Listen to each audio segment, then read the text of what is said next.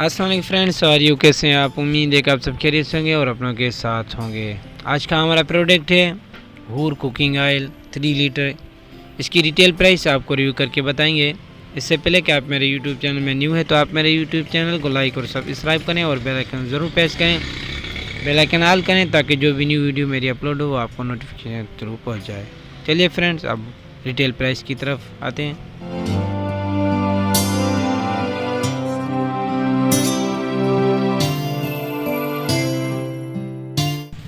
सबसे पहले कि फ्रेंड्स, हमारे पास होलसेल प्राइस के लिए मौजूद नहीं है कार्टून, इसलिए हम इसकी प्राइस होलसेल आपको नहीं बताते हैं।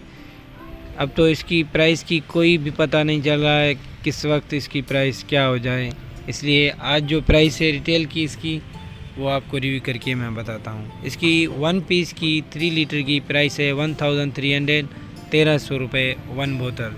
Thank you for watching my YouTube channel.